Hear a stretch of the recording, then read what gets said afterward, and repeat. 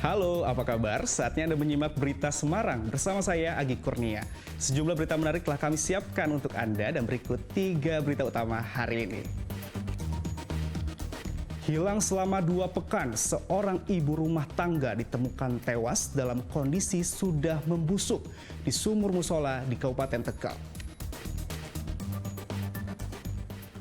Hendak menculik gadis remaja di bawah umur, sopir ekspedisi bersama rekannya nyaris tewas dihakimi warga di Kabupaten Pekalongan. Sebuah bus dan truk tronton bertabrakan secara frontal di Jalan Pantura, Rembang. 4 orang menderita luka-luka.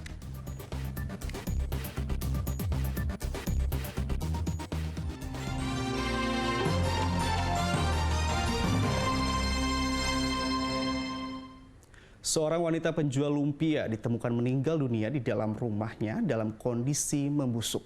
Diduga korban yang tinggal seorang diri tersebut sudah meninggal dunia selama 5 hari karena sakit.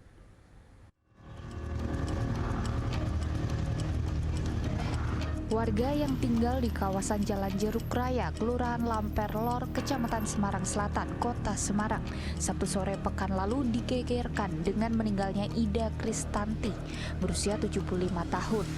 Ida yang dikenal sebagai seorang penjual lumpia ditemukan tewas oleh tetangganya yang curiga dengan bau menyengat dari dalam rumah korban. Sejumlah tetangga korban terpaksa masuk ke rumah korban melalui atap karena semua pintu dalam keadaan terkunci. Ketika berhasil masuk, mereka melihat korban dalam posisi terkelungkup. Baunya dari atas. Terus pertama di ruangan sini. Terus kan posisinya bingung mau cari jalan keluar. Terus aku lewat samping ini di atas atap, terus naik, terus pukul jendelanya. Terus posisi korban? Posisi korban di tengah-tengah itu pintu yang kamar. Itu terakhir lihat kapan, Mas? Terakhir lihat kemarin 5 hari kemarin sih udah jalan-jalan sih, Pak. Cuma 5 hari itu nggak kelihatan. Mendapat informasi, petugas Polsek Semarang Selatan dan tim Inafis Polrestabes Semarang mendatangi lokasi dan melakukan olah TKP. Menurut petugas, tidak ditemukan tanda-tanda adanya kekerasan. Korban diduga meninggal dunia akibat sakit yang dideritanya. Untuk pemeriksaan lebih lanjut, jenazah korban dibawa ke RSUP Dr. Karyadi Semarang sambil menunggu kehadiran keluarga korban. Agus Hermanto melaporkan dari Semarang. Nyaris 3 pekan menghilang, seorang ibu rumah tangga di Kabupaten Tegal ditemukan tak bernyawa dengan kondisi membusuk di sebuah sumur musola pada Minggu siang. Korban yang depresi karena menderita sakit TBC menahun meninggalkan sepucuk surat untuk kepala desa agar merawat anaknya yang sakit.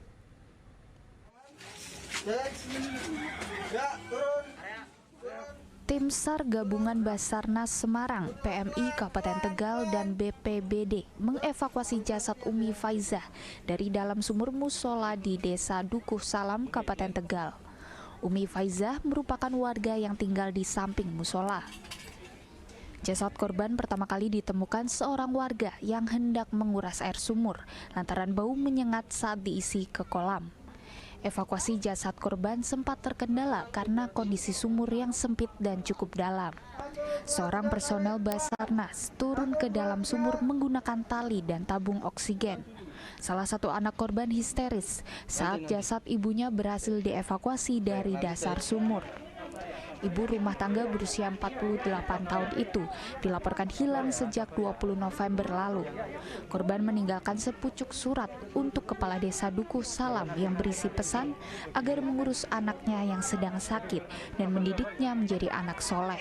Dalam surat tersebut, korban menulis bahwa ia tidak kuat lagi. Diduga korban depresi lantaran mengidap TBC menahun yang tak kunjung sembuh. Informasi dari keluarga, memang setelah beberapa hari tidak pulang, kemudian dari keluarga juga beberapa tetangga dan saudara, namun demikian tidak ditemukan. Sebelum meninggal juga informasinya, korban ini sudah menulis surat wasiat untuk menitipkan anak-anaknya kepada Pak Lurah. Demikian. Motifnya apa? Karena sakit apa gimana? Sesuai keterangan dari keluarga bahwa yang bersangkutan ini mengidap penyakit TBC, kemudian dimungkinkan ini depresi karena juga beberapa waktu yang lalu suaminya juga meninggal dunia. Oh, iya. Tidak ada tanda-tanda penganiayaan ini? Dari hasil identifikasi Polres maupun dari tim medis Puskesmas tidak ditemukan tanda-tanda kekerasan terhadap korban. Karena tidak ditemukan tanda-tanda kekerasan, jenazah korban langsung diserahkan kepada pihak keluarga untuk dimakamkan. Kuncoro Wijayanto melaporkan dari Kabupaten Tegal. Seorang sopir ekspedisi bersama rekannya babak belur akibat dihajar warga di Pekalongan. Warga geram karena keduanya diduga membawa kabur seorang gadis di bawah umur dan memasukkan korban ke dalam truk ekspedisi secara paksa. Puluhan warga desa Wangkelang, Kecamatan Kandang Serang, Kabupaten Pekalongan, menghentikan sebuah truk ekspedisi. Warga yang geram menghakimi sopir dan seorang rekannya yang diduga telah melakukan penculikan kepada seorang gadis di bawah umur. Beruntung petugas kepolisian yang tiba di lokasi mengamankan keduanya. Peristiwa tersebut berawal saat sopir truk bernama Putra berusia 22 tahun asal Jakarta berkenalan dengan korban AW yang berumur 14 tahun melalui media sosial. Pelaku yang semula akan mengirim barang ke Gresik, Jawa Timur, menjemput korban di lokasi kejadian. Tanpa curiga, korban pun menemui pelaku. Saat korban akan berpamitan kepada bibinya, pelaku merampas telepon genggam korban dan menyeret korban masuk ke dalam truk. Warga yang mengetahui peristiwa tersebut langsung mengejar dan menghakimi pelaku. Korban mempunyai niat untuk meminta izin untuk pergi kepada bibi dan neneknya. Dari pelaku ini tidak mengizinkan dengan melakukan perbuatan merampas handphone yang bersangkutan, kemudian menarik secara paksa tangan dari korban dan itu segera diajak atau dimasukkan ke dalam